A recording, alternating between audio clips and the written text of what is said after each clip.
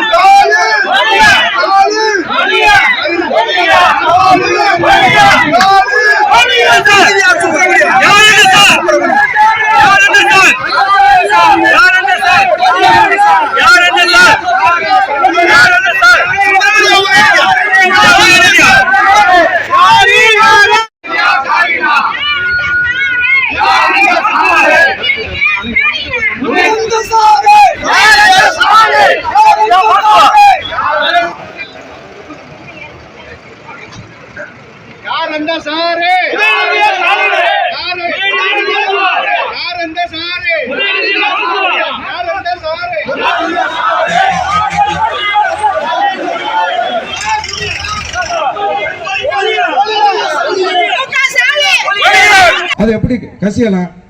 இப்போ ஒரு பெண் பாதிக்கப்பட்ட நேரத்தில் அந்த பாதிக்கப்படுகின்ற பெண் இன்னாரென்று கூட வெளியே சொல்ல மாட்டாங்க. அதற்காக தான் அப்படிப்பட்ட இந்த நிகழ்வுகளில் யாரும் முன் வந்து அந்த வழக்கு புகார் கூட கொடுப்பதில்லை. இதை 2011 இதே நபர், இதே ஞானசேகரன் ஒரு குற்ற வழக்கில் ஈடுபடுகின்றார். அந்த புகார் வருகின்றது. புகாரில் என்னுடைய செயினை பறித்தான் களவு என்று புகார் வருகிற நேரத்தில் காவல்துறை என்ன புகார் கொடுக்காங்களோ அந்த அடிப்படையில் தானே வழக்கை பதிவு செய்வார்கள். அன்றைக்கு உடனடியாக 2011 அம்மாவின் ஆட்சியில் கைது செய்யப்பட்டு அவன் தண்டிக்கப்படுகின்றான். அதற்கு பிறகு 10 ஆண்டுகள் 21 வரை அவன் வாலாட்டவில்லை, வெளியே வரவில்லை, அடங்கி கிடக்கின்றான். 21 பிறகு ஆட்சி மாற்றம் வந்த பிறகு அவனுடைய லீலைகள் ஆரம்பித்து இன்னைக்கு வரிசையாக ஆட்டோ சங்கர் கதையை போல் இந்த கதை ஞானசேகரனுடைய கதை வந்து கொண்டிருக்கின்றது.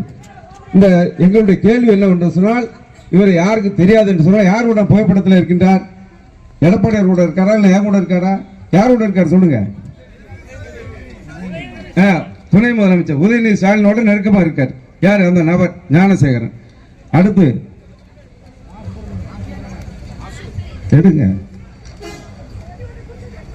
இந்த சாருன்னு ஒருத்தர் சொல்றாரு, இதெல்லாம் பேச விடலை. ஏன்னா அவர் சொல்றாரு போன்ல, சாரு நான் கூட இருமா, அப்புறம் அதுக்கடுத்து ஒரு சாரு கூட நீ ஒரு காம்ப்ரமைஸ் ஆகணும் இருக்கணும்னு சொல்லி ஒரு பேசியிருக்காரு. அந்த குரலுக்கு அந்த ஒரு கேள்வியை தான் நாங்கள் கேட்கணும், அந்த சார் யார்? அது சுவரொட்டிகள் மூலமா கேட்டாலும் அது சுவரொட்டி விட மாட்டேங்காங்க. ஏன்னா ஆட்சியாளருக்கு பயம் ஏன் வருது? குற்றவாளிகள் தொடர்பு இருக்கிறதுனால பயம் வருது. இது வேற யார் கூட இருந்தா? துணை முதலமைச்சரோட இருந்தாங்க. இங்க பாருங்க, மா சுப்பிரமணியம் மக்கள் நல்வாழ்வுத்துறை நல்ல அமைச்சர் தான், மக்களை காக்க வேண்டிய துறை. யாரோட இருக்காரு? இந்த புகைப்படம் அதான். அப்ப அந்த சார் யாரு? இப்ப யார் நான் கேட்கல, காவல்துறை சரியாக கவனிச்சுக்கொள்ள. இந்த சார் யாருன்னு நான் கேட்கல, மக்கள் கேட்காங்க. இந்த படத்தின் மூலமாக மக்கள் கேட்பார்கள், இது யார்? இந்த படத்தில் இருக்க அவரா இல்லை இவரா என்று கேட்பாங்க. அந்த சார் இவரா, இந்த சாரா, அந்த சாரான்னு கூட கேள்வி வந்துடும். எனவே இதற்கு பதில் வேண்டும். ஏன்னா ஒரு பாதிக்கப்பட்ட பெண் பாதிக்கின்ற நேரத்தில் பிரதான எதிர்க்கட்சி நாங்கள் திமுக கூட்டணி கட்சிகள் வாயை மூடிக்கொண்டு இருப்பதை போல எங்களால் இருக்க முடியாது, இருக்கவும் கூடாது. அதுதான் தர்மம். அரசியல் தர்மம் என்று சொன்னால் நாட்டிலே சட்டத்தை மீறி ஒரு பிரச்சனை வந்து மக்களுக்கு பாதிப்பட்டு வருகின்ற நேரத்தில் அவர்களுக்கு குரல் கொடுக்க வேண்டியது ஒவ்வொரு அரசியல் கட்சியோட ஜனநாயக கடமை. ஆனால் இன்னைக்கு மண்ணா இருக்காங்க கூட்டணி கட்சிகள், திமுக கூட்டணி கட்சிகள் திமுகவுக்கு ஜால்ரா பாடிக்கிட்டு மண்ணா இருக்குங்க. நீங்க வர்ற 26 தேர்தலில் திமுக மண்ணா போறதை போல நீங்களும் மண்ணா போவீங்க.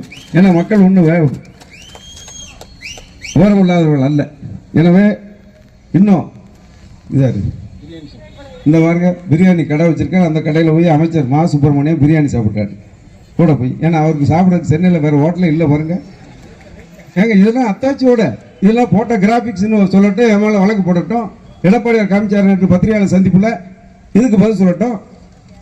ஒரு குற்றவாளி, பல தொடர்புடைய குற்றவாளி, இதை கனிமொழி எம்பி, நம்ம எம்பி என்ன சொல்லியிருக்காங்க, 2011 ஒரு மேலே பாலியல் வழக்கு போட்டிருந்தா இப்போ செஞ்சிருக்க மாட்டாரா? இப்போ வருஷம் என்ன 24, 2011 கேஸ் போடாதனால 13 வருஷம் கழிச்சு அந்த இந்த குற்றச்செயல் செஞ்சுட்டாரா? 2011 அவர் மீது கொடுக்கப்பட்ட புகார் செயின் பறிப்பு, திருட்டு வழக்கு. அப்ப திருட்டு வழக்கு கொடுத்தா திருட்டு வழக்கு தானே போடுவாங்க. போட்டதுனால அந்த நாள் வாழை சுட்டிட்டு இருந்தான். ஆட்சி மாற்றம் வந்த உடனே, அம்மா 2011 ஆட்சிக்கு வந்த உடனே தமிழகத்தில் உள்ள ரவுடிகள் கேடிகள்லாம் நமது மாநிலத்தை விட்டு ஆந்திரா கோடி காட்சி நடைபெற்றது.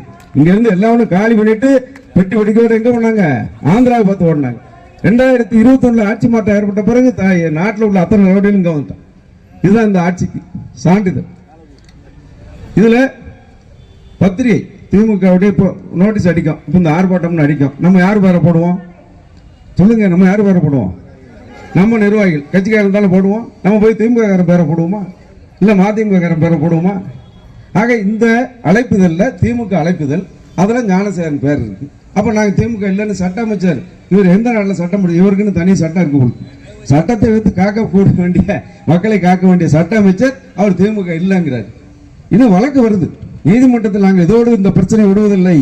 மக்கள் மன்றத்திலே சட்டமன்றத்திலேயும் எழுப்பி அங்கே தீர்வு காணப்படவிட்டால் நீதிமன்றத்திலேயும் சென்று இதுக்கு நீதி கேட்டு நீதி கிடைக்கும் வரை அனைத்து இந்த அண்ணா திராவிட முன்னேற்ற கழக போராட்டம் ஓயாது என்பதை தெரிவித்து, இன்னும் படம் நிறைய இருக்கு.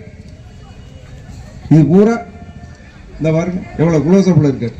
யாராவது நெருங்க முடியுமா? இங்க உள்ள திமுக காரன் போய் இவரோட இப்படி போட்டோ எடுத்துருவாங்களா? இங்க உள்ள நம்ம ஊர்ல திமுக காரன் எத்தனை பேர் இருக்காங்க? இவங்க போய் உதயநிதி கூட இப்படி போட்டோ எடுத்து வரட்டும் பார்ப்போம். இவங்கெல்லாம் பக்கத்திலே போக முடியாது. இந்த பக்கத்தில் நெருங்குகின்ற அளவுக்கு எவ்வளவு தொடர்புல இருக்காரு. பிறகு எப்படி ஒரு மேல நடவடிக்கை எடுக்க முடியும்? இதுதான் எங்களுடைய கேள்வி. இப்படி எப்படி காவல்துறை எப்படி நடவடிக்கை எடுக்கும்? இவ ஒட்டுமொத்த காவலர்களின் பொருளாதாரம் இன்னைக்கு சிவகிரியில பிரபாகர் என்ற தலைமை காவலருடைய குரல் ஒலிச்சிருக்கு. நாங்கள் எங்கள் கடமையை செய்ய முடியவில்லை என்று சொல்லி அந்த பணியை வேண்டான்னு சொல்லி இன்னைக்கு பணியை விட்டு செல்கின்ற அளவுக்கு தமிழ்நாட்டில் காவலர்களுக்கு இந்த நிலைமை என்று சொன்னால் மக்களுக்கு எங்கே பாதுகாப்பு இருக்கின்றது? இதுதான் இந்த ஆர்ப்பாட்டத்தின் மூலமாக நாங்கள் வைக்கின்ற கேள்வி.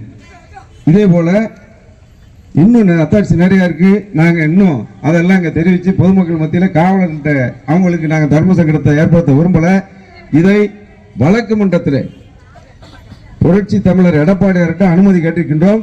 தூத்துக்குடி வடக்கு மாவட்டத்தின் கழகத்தின் சார்பிலே கூட நாங்கள் நீதிமன்றத்துக்கு, உயர் நீதிமன்றத்துக்கு மதுரைக்கு செல்ல இருக்கின்றோம். அதுல எங்களுக்கு கிடைத்த அத்தனை ஆவணங்களையும் நாங்கள் அங்கே காண்பிப்பதற்கு தயாராக இருக்கின்றோம். இதுதான் அந்த சார். நாங்க யார் சார்னு தான் கேட்கோம்.